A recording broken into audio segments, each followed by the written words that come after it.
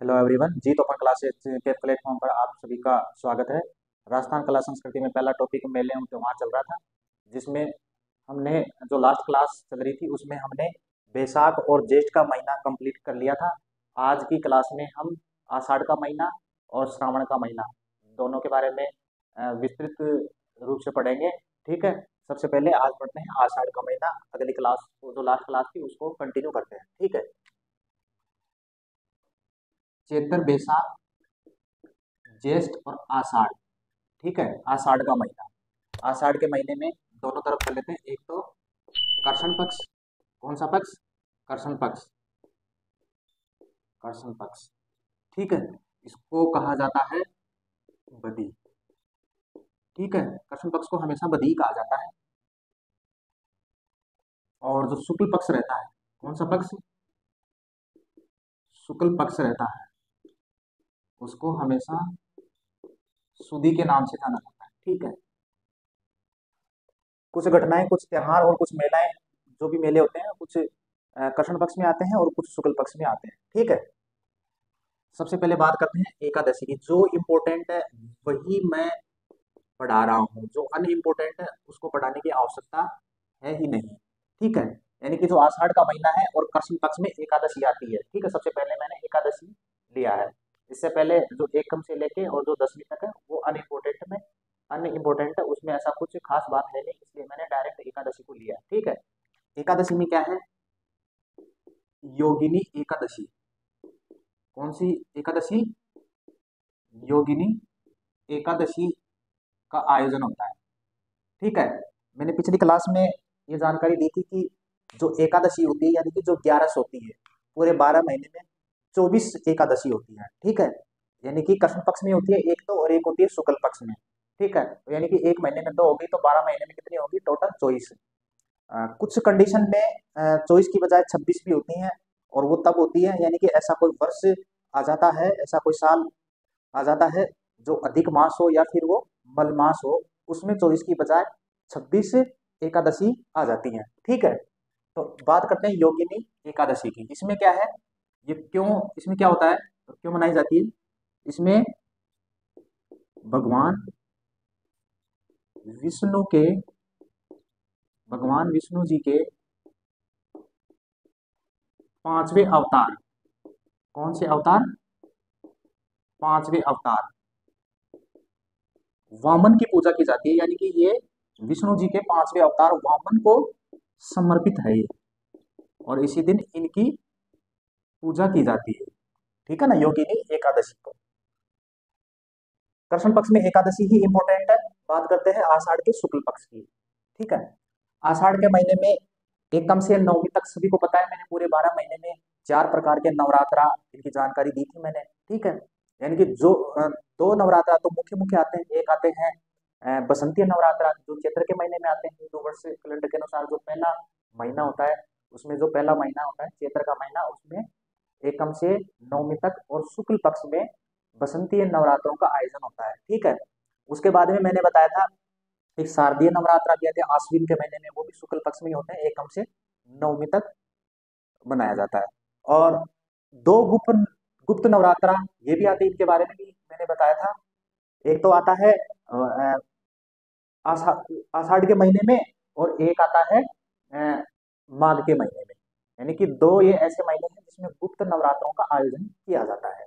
तो बात करते हैं आषाढ़ महीने की शुक्ल पक्ष की। एकम,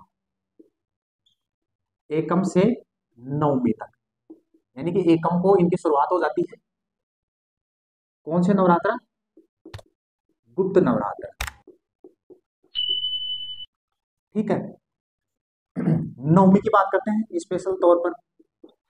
इस दिन क्या होता है? इस दिन बड़ल्या नवमी का आयोजन होता है। बड़ल्या नवमी का आयोजन होता है, यानी कि बड़ल्या नवमी मनाई जाती है। और बड़ल्या नवमी की खास बात यह है कि जो विवाह या शादी से संबंधित जो मांगलिक कार्य होते हैं, उनका एक अंतिम सावा माना जाता है बड़ल्या नवमी को। ठीक है, विवाह का अंतिम सावा। ठीक है, ये बात हो गई नवमी यानी कि बल्ला नवमी की बात होगी। अब बात करते हैं एकादशी की। एकादशी में क्या होता है? एकादशी को क्या है?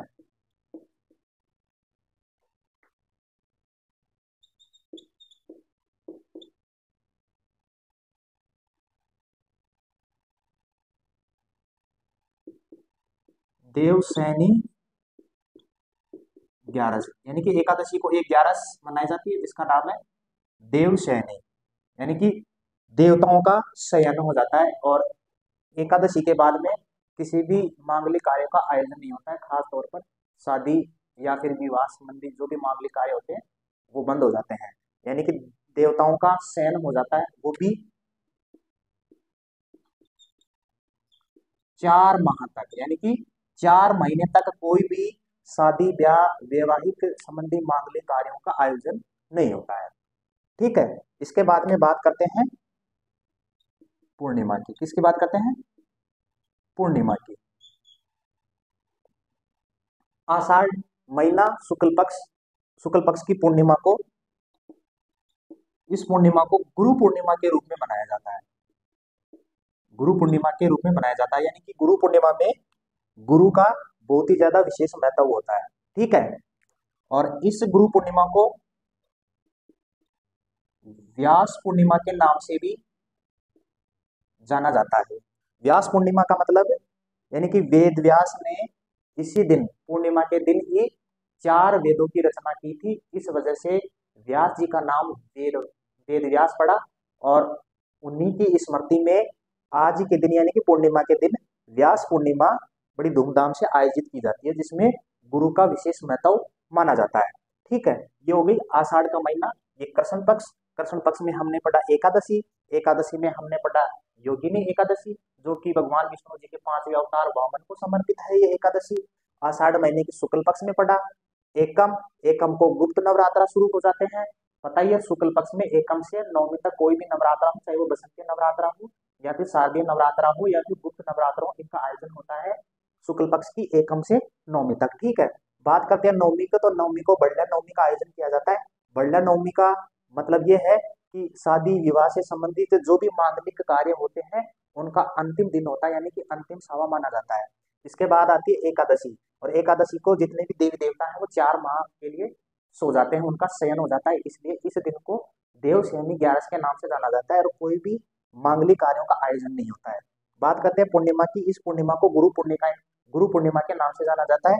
और इसी को व्यास पूर्णिमा के नाम से जाना जाता है, क्योंकि वेद व्यास जी ने इसी दिन, पूर्णिमा के दिन, 4 वेदों की रचना की थी, इसलिए उनका नाम पड़ गया वेद व्यास। और उन्हीं की स्मृति में व्यास पूर्णिमा का आयोजन किया जाता है, ये इसमें मुख्य बात है। ठीक है। आगे का महीना है आषाढ़ के बाद में श्रावण का महीना, जिसका हम विस्तृत तौर पर अध्ययन करेंगे। ठीक है। अब आगे देखते हैं श्रावण का महीना। आषाढ़ के महीने के बाद में श्रावण का महीना। कौन सा महीना?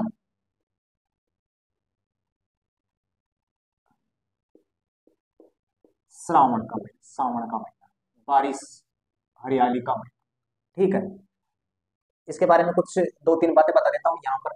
जो श्रावण महीने का, जो श्रावण महीने का महीने का प्रथम सोमवार, इसकी बात करते हैं प्रथम सोमवार। ठीक है। प्रथम सोमवार को भगवान शिव की पूजा विशेष तौर पर की जाती है। शिव की पूजा, यानी कि जो श्रावण महीने का जो पहला सोमवार आता है उसमें शिव जी की जो पूजा होती है वो विशेष महत्व रखती है। ठीक है। बात करते हैं श्रावण महीने का प्रथम मंगलवार। प्रथम मंगलवार। प्रथम मंगलवार की बात करें तो इसमें मंगला गौरी, मंगला गौरी मतलब पार्वती, मंगला गौरी की पूजा का विशेष महत्व रहता है।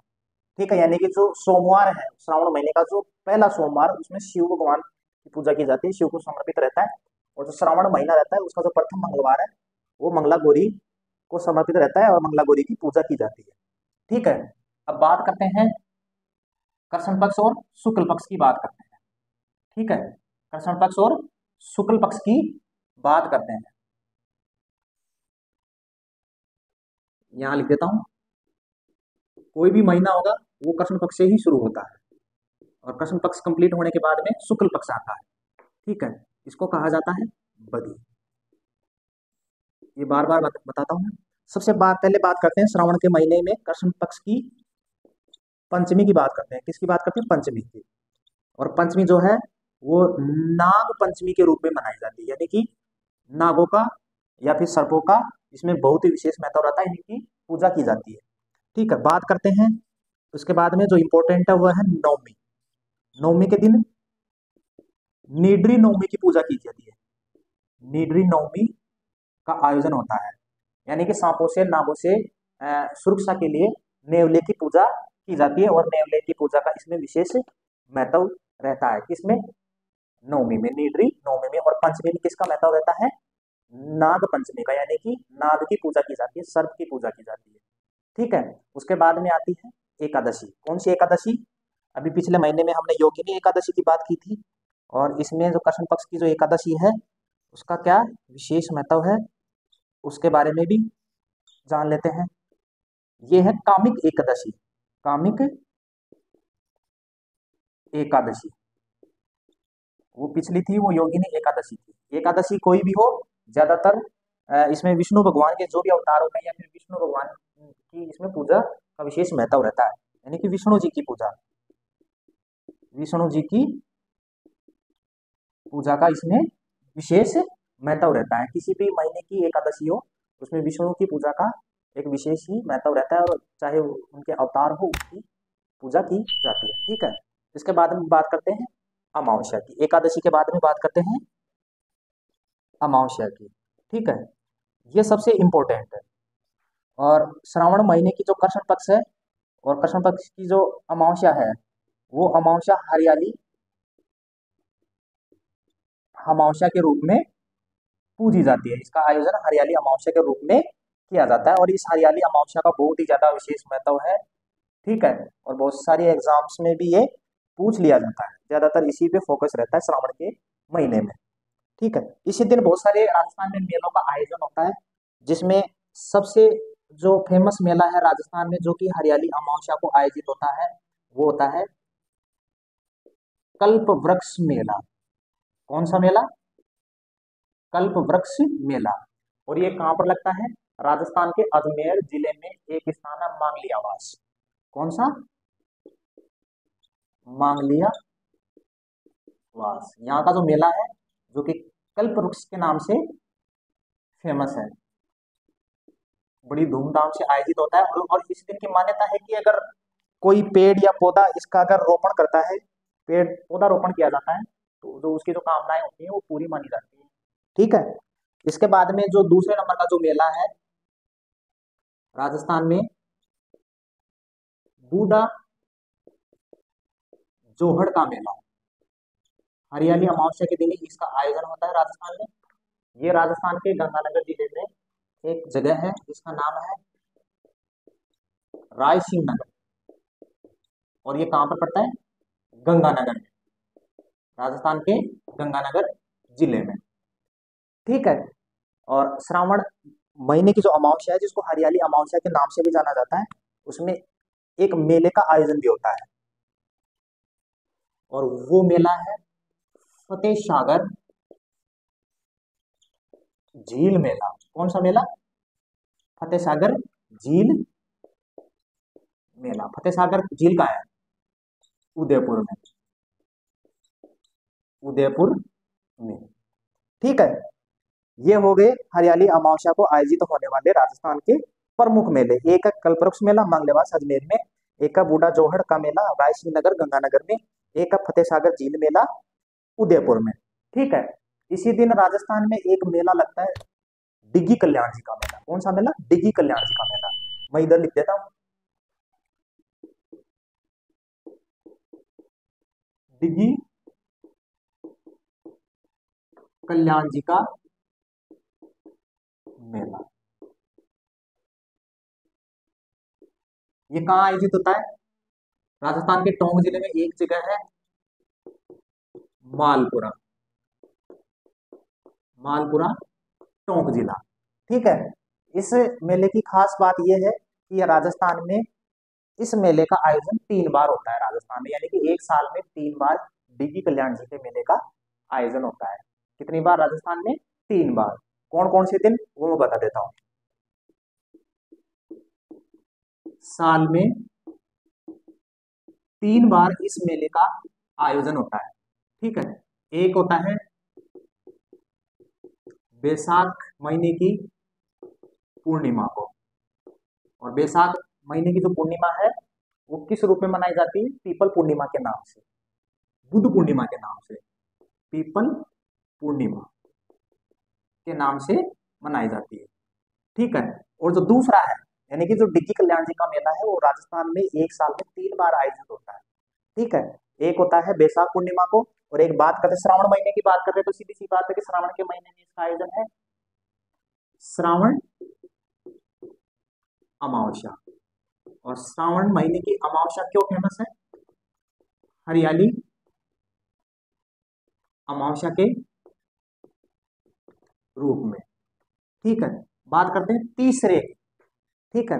यानी कि बैसाख पूर्णिमा को इसका आयोजन होता है राजस्थान में, एक होता है श्रावण पूर्णिमा को, और एक होता है भाद्रपद शुक्ल पक्ष एकादशी को।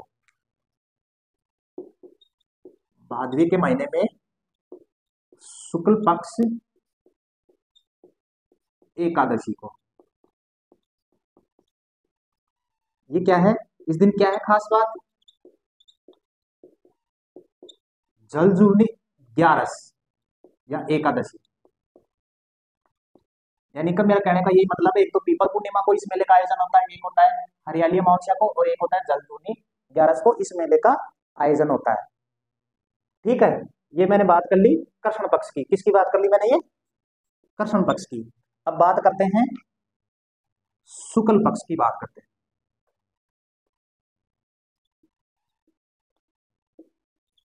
शुक्ल पक्ष, और इसको क्या कहा जाता है? सुदी कहा जाता है इसको। ठीक है। क्या कहा जाता है इसको? सुदी के नाम से इसको जाना जाना जाता है। इसमें जो मुख्य बात है वो ये है, दूज। दूज को क्या मनाया जाता है? राजस्थान में सिंजारा, पिछली से पिछली क्लास में मैंने सिंजारा के बारे में बता दिया था। सिंजारा क्या होता है? बात करते हैं तीज की। तीज का मतलब है तृतीया। इस दिन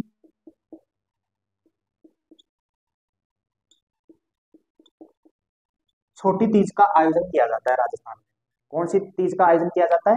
तीज, छोटी तीज का आयोजन किया जाता है। अब छोटी तीज के बारे में पढ़ लेते हैं।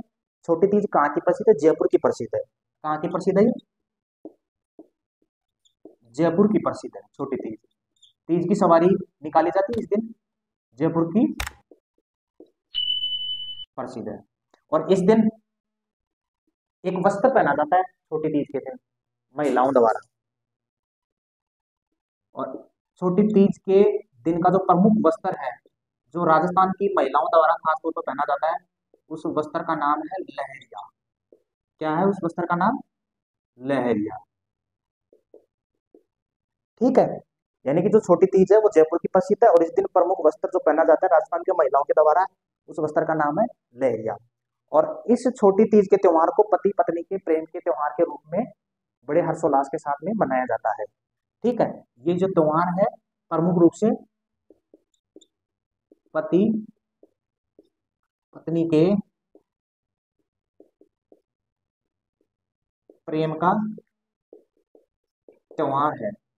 और इस दिन एक गीत गाया जाता है महिलाओं द्वारा, और इस गीत का नाम है पीपली गीत। कौन सा गीत है? पीपली गीत। और ये जो पीपली गीत है, ये पति और पत्नी के प्रेम का प्रतीक माना जाता है, जो कि छोटी तीज के दिन विशेष तौर पर इन्हीं के लिए इस गीत को गाया जाता है। ठीक है। और इस दिन जो महिलाएं होती हैं छोटी तीज के दिन, श्रावण महीने के जो शुक्ल पक्ष है, शुक्ल पक्ष में छोटी तीज के दिन महिलाओं द्वारा महिलाओं द्वारा महिलाओं द्वारा झूला झूला जाता है। झूला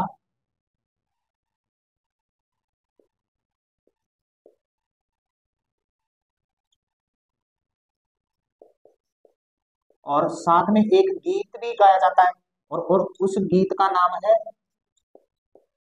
हिंडो या हिंडोलिया गीत। ठीक है ना, यानी कि पीपली गीत तो किसके लिए, खास तौर पर पति पत्नी के प्रेम के प्रतीक के रूप में पीपली गीत गाया जाता है। और जब महिलाएं छोटी तीज के दिन झूला झूलती हैं, ठीक है, और उस दौरान उन महिलाओं द्वारा एक गीत गाया जाता है जिसका नाम है हिंडो या हिंडोलिया गीत। ठीक है, और अब बात करते हैं, ये होगी दूज और ये तीज होगी। दूज और तीज की मैंने पूरी बातें बता दी, इसके बाद हम बात करते हैं पूर्णिमा की। ठीक है, तो पूर्णिमा की बात करते हैं।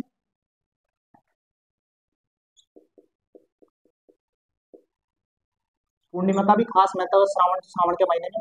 इस दिन रक्षाबंधन का जो त्योहार होता है वो मनाया जाता है, और रक्षाबंधन के त्योहार को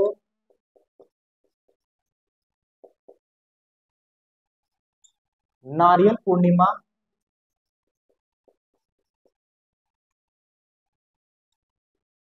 के रूप में मनाया जाता है। यानी कि इस रक्षाबंधन के दिन जो बहन होती है वो अपने भाई को रक्षा सूत्र या राखी बांधते समय नारियल हाथ में पकड़ाती है, यानी कि देती है। इस वजह से इस त्योहार के दिन नारियल का बड़ा विशेष महत्व है। इसलिए जो श्रावण का महीना है और श्रावण महीने की जो शुक्ल पक्ष है उसमें जो पूर्णिमा आती है उस दिन रक्षाबंधन, तो रक्षाबंधन को नारियल पूर्णिमा के नाम से भी जाना जाता है। और इसमें श्रवण कुमार की पूजा की जाती है। किसकी पूजा की जाती है इस दिन? श्रवण कुमार की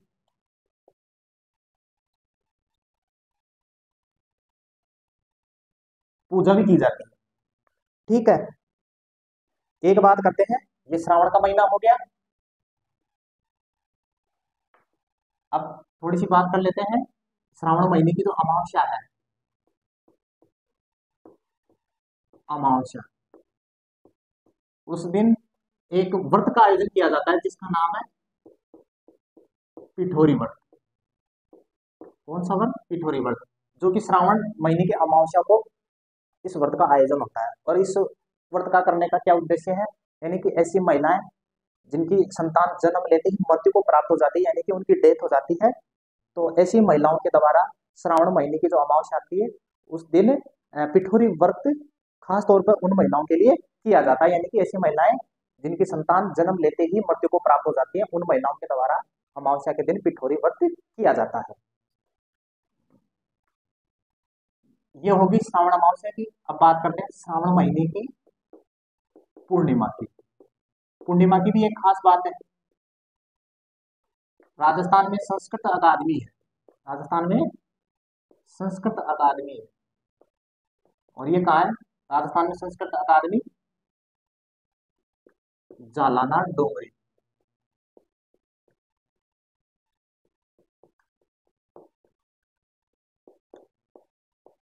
जयपुर में संस्कृत अकादमी की स्थापना हुई थी श्रावण महीने की पूर्णिमा को। ठीक है ना, ये कोई बात थी जो मैंने आपको बता दी, जो याद आई मेरे दिमाग में थी, इसलिए मैंने इसी दिन जो खास बात थी मैंने बता दी कि राजस्थान में संस्कृत अकादमी की स्थापना श्रावण पूर्णिमा के दिन ही की गई थी। और संस्कृत अकादमी ये कहाँ पर है? राजस्थान की जालाना डोंगरी यानी कि जयपुर में है।